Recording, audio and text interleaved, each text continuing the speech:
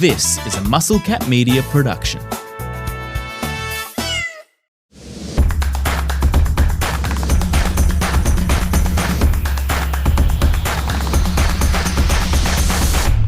Weekend Pickoff time here on the X-Bats, Rolsey and Spoon with you. If it's X-Bots when it's Spoon and Eric, what does that make us, Spoon? Like, we've got to have our own spin-off, right? Yeah, could we be the X-Pets or the X-Pits or the X-Puts? Right, so I see what the formula is. We're just changing the vowel sound in the middle of the word. We need a vowel, yeah. I don't know why I thought that there was something more advanced than that at play.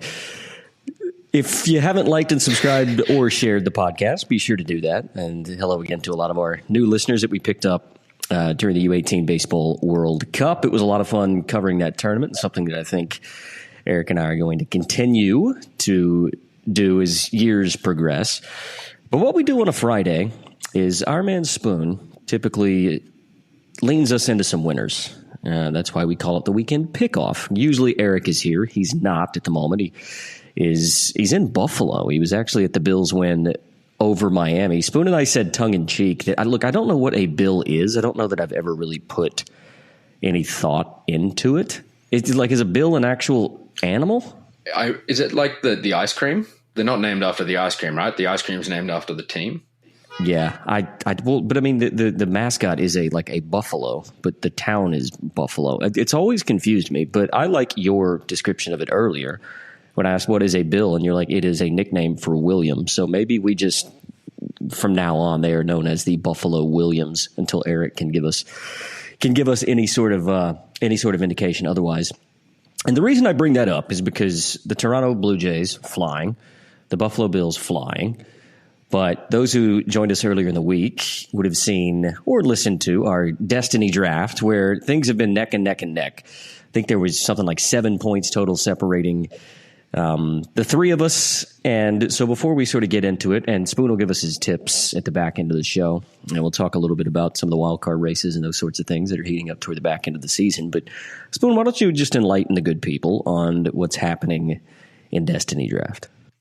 Okay, so it was an interesting draft, to say the least, and I maybe wasn't at my best, but sometimes that can lead to decent results. And Eric, who seemed to be at his best, we recorded early so that we could accommodate his travel schedule, probably isn't going as well as he would like. And as you alluded to, he's having enough success in every other sporting domain at the moment, but that hasn't translated to the Destiny draft right now. So current standings with a huge weekend of baseball ahead, both in terms of real baseball being Destiny draft and also fake baseball being the MLB playoff race. Eric has a grand total of 4 points currently, thanks to 4 from Cantillo, who had the start for Cleveland, 3 for Bryce Harper, which was erased by a -3 from James Wood, who Eric declared was a strikeout machine and then went and picked him. And he's got 6 strikeouts in 3 games for a negative score. Now, where it gets really interesting is between you and I, the X-Pits, and I, heading into the last game of the slate today, was leading by a point, but all Rafi Devers has been doing against Yamamoto is striking out. So live scoring, that's how advanced this is as a fantasy game. Live scoring has me on 8 points right now. I got 6 from Abbott's start against those pesky Cardinals. It could have been more, but the St. Louis Cardinals always find new ways to torture me. I have 3 from Jackson Merrill, and currently I have -1 from Rafi Devers. So I need to be careful about throwing too much shade towards James Wood and the selection by Eric there, because Devers hasn't done what I expected him to do so far, which puts me on a total of 8 points. And you sit 1 above me on 9 with 2 from Holmes, 4 from PCA, and 3 from Gatel Marte. So it's been a very lean scoring week. And for context, those who haven't listened to a Destiny draft episode before, a winning score in the past has sort of been, we've got 41, 44, there was a 19 that won, and then 39. So by this stage of the week, I would have expected someone to be, either into the 20s or getting very close, and that hasn't been the case. A combination of, I guess, quiet outings from some guys, pitchers not necessarily dominating, and scores being handicapped by strikeout numbers. What do you think of the state of play? Rolsey? Well, I don't think it's surprising, but I think we've had some lean drafts in the past too that we thought maybe would end up like this one has. I think it was inevitable that it was going to happen at some point. But the funny thing about it is like I think with Eric finishing third, if he stays that bad, I don't think there's any way you can leapfrog me if I run second and you win. Is that correct? You have 8 points. I have 7. So if I finish one above you, I'm 9 behind you on points scored. So I need to outscore you by 10 and beat you. Well, I'm begging the Mets to not throw Clay Holmes again this week. I think I've gotten away with one start, and I'm happy with sort of how he's performed. He's like Zebby Matthews 2.0. Yeah. I'm hoping that he doesn't start again because I honestly think if he does, that could be the end of me, and you could potentially be the Destiny Draft champion from the clouds, albeit. Yeah, it's all going to come down to Andrew Abbott's start on Monday for me. It's against the Cubs in Cincy. If he can do what Hunter Green did today, I would be feeling very nice. I don't know if you saw, he threw a complete game shutout with 9 strikeouts. What's that? 13 points, if any of us had him, and maybe even more if he picked up the second start and kind of got that extra point for the 2 innings. Look, another 6 or 7 like he delivered for me this week would be huge. I think, the chunk plays that you get from starting pitching as opposed to the drip feeding you get from position players is obviously pivotal.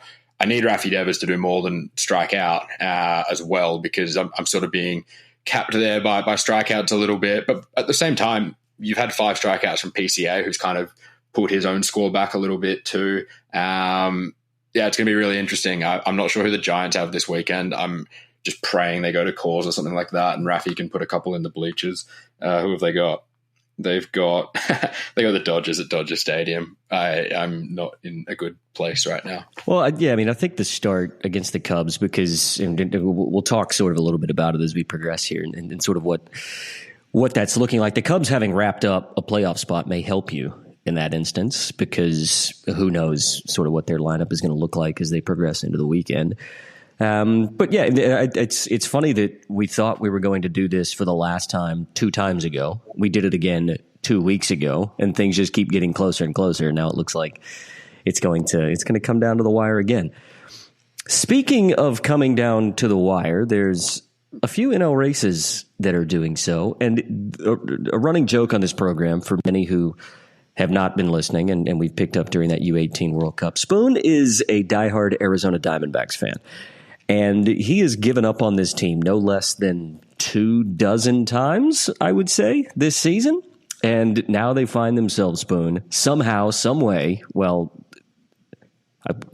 the way, I suppose, is the fact that the Mets have been terrible for the last month and a half. But somehow, some way, the Arizona Diamondbacks, 2 games out of a wild card spot with 2 weeks to play. How are we feeling?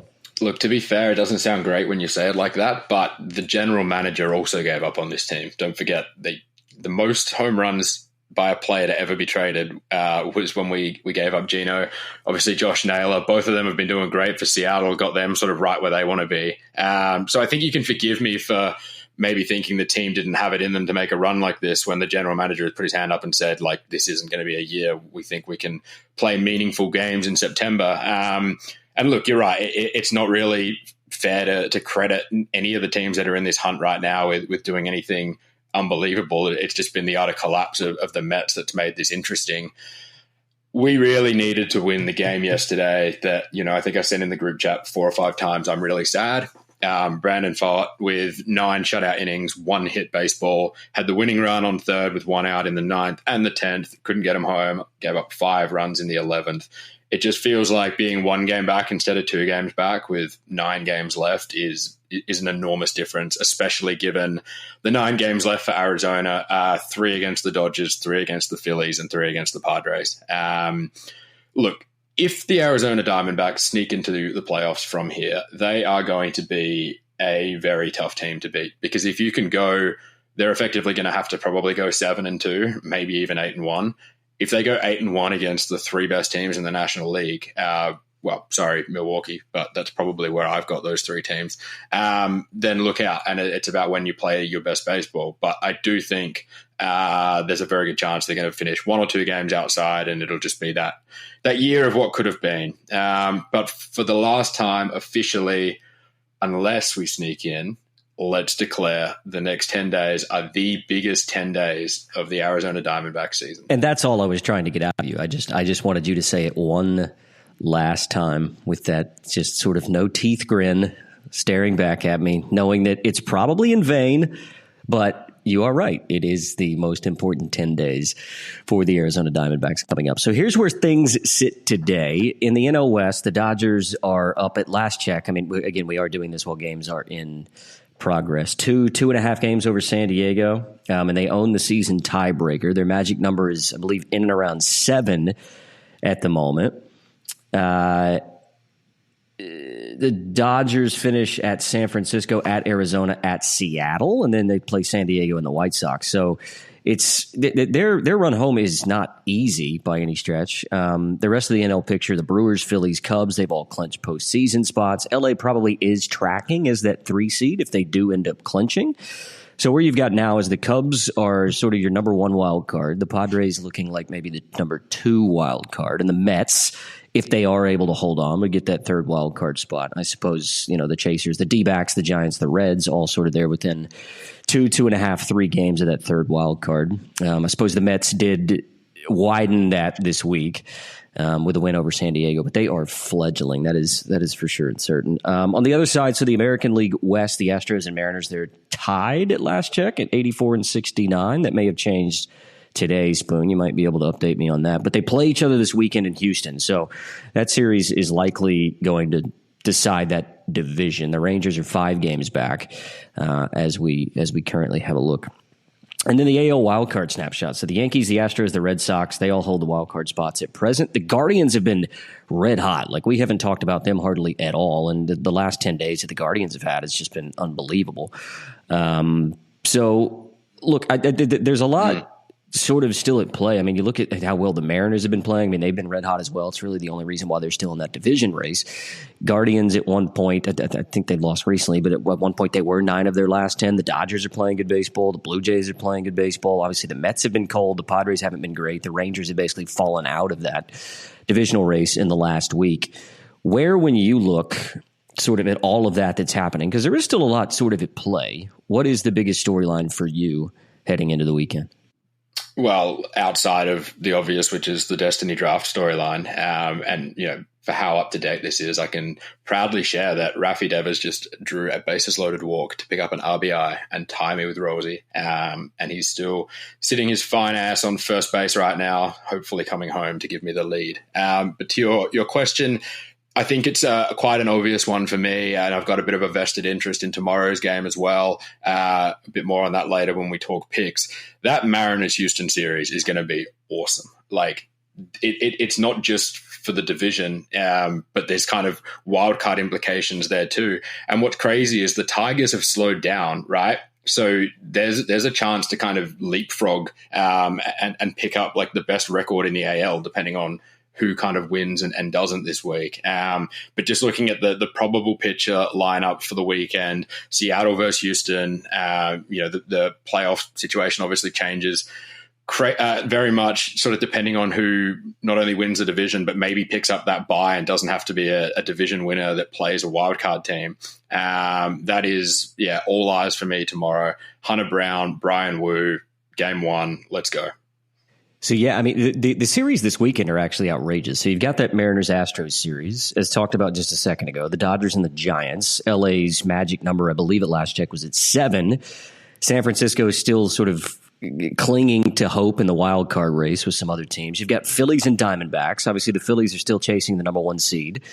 In the National League, as we just talked about, Arizona is trying to leapfrog the Mets. And I actually think for the Padres, I think this is a really important series and maybe one that goes under the radar. They're at the White Sox, but then they go to the Brewers. So San Diego, you feel like probably needs to bank some wins before they play Milwaukee and Arizona in the back half of the season, because those are still going to be relatively tough games. So Eric usually is the one who's looking at White Sox Royals series or whatever it is that basically doesn't matter. But here we are talking about the White Sox actually having some implication on the final couple weeks of the season, because I actually think that series in Chicago against the Padres this weekend is a super important one for the Padres, because they've got to at the very least win 2 of 3 if there's still a chance in the division. And you would think they've probably got to go sweep that series. Yeah, and that, like you said, the 3 games against Arizona at the end could be like the D-backs having everything to play for. And, if they are alive by the time that series rolls around, that means they've won 4 or 5 games against the Dodgers and the Phillies. So, yeah, that last weekend is going to be awesome. It's great that a lot of these games coming up are division games. You and I have sort of talked about maybe a need to back end more schedules towards being division games. I know you had a sort of grievance about the Cardinals being done as far as who they're hosting or where they're going for other NL Central teams. But when it does work, like this weekend with the Mariners and the Astros, it just sets up like epic baseball, right? Like it's just an entree for the postseason. Well, before we get to your picks, and we'll leave for now the Mets, Guardians, Rangers, and Diamondbacks out of this. The top 5 teams that you could choose in a 3-game wildcard series today. You're looking at the Yankees, the Cubs, the Padres, the Red Sox, and we'll say the Mariners. So of those 5 teams, if you had to have your last on one of those 5 teams today to win a wild card series, who are you taking? Seattle, without question, man. They are, 11-1 in their last 12 games or something like that. They bought at the deadline. They already had a really strong rotation with multiple All-Stars, and I think they've got with Hader out for the Astros, I think they've got the scariest bullpen in the AL too. You've got Brash, you've got Munoz, you've got Spear, all these guys with like sub-2 ERAs. They often find themselves in these low-scoring games, and if they've got the lead in those, it just feels over. And if you've got Wu, Gilbert, and I don't know where they go for their third starter, they've got a number of options there. They've talked about bringing George Kirby out of the bullpen.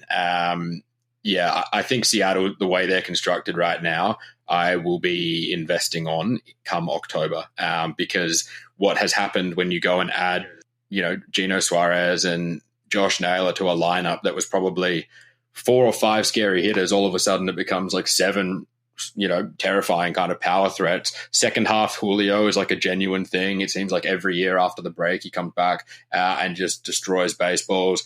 Cal Raleigh doesn't need much of an introduction with what he's doing and the history he's kind of chasing at the moment. I think I'm quite excited about a Seattle Mariners team in a wildcard series, because they have the setup to just dominate over 3 games, even if they are on the road. Okay, so this is the series I touched on before is the one that's a must-watch, obviously, this weekend for me. And I really like this for a couple of reasons. So Seattle at Houston, those loyal listeners who have followed the show the entire year, and we appreciate you for that, will know that I was big on Hunter Brown at the start of the year, and I've been big on Hunter Brown all season. And for those who took the 5-1 odds at the start of the year for him to record 200 strikeouts throughout the season, you'll be pleased to know he's currently on 192. So it's possible he gets there tomorrow. If not, he'll make another start for me to tick off that sort of very long-range futures bet from back in March. I think I was sitting in London talking about Hunter Brown before the season had even started. But I like it tomorrow. His strikeout line is 6.5, and this is a must-win series, obviously, for the Astros. And we've talked about how the back end of the Houston bullpen's a little bit light on thanks to Hader being out of action. And what that's meant for guys like Hunter Brown is a little more length than usual. Seattle sit 22nd in baseball on strikeout rate, and they are prone to a lot of swing and miss. For as much as they've got these generational power hitters up and down the lineup, they will chase out of the zone, and they do like chasing high fastballs, which Hunter Brown can continuously deliver.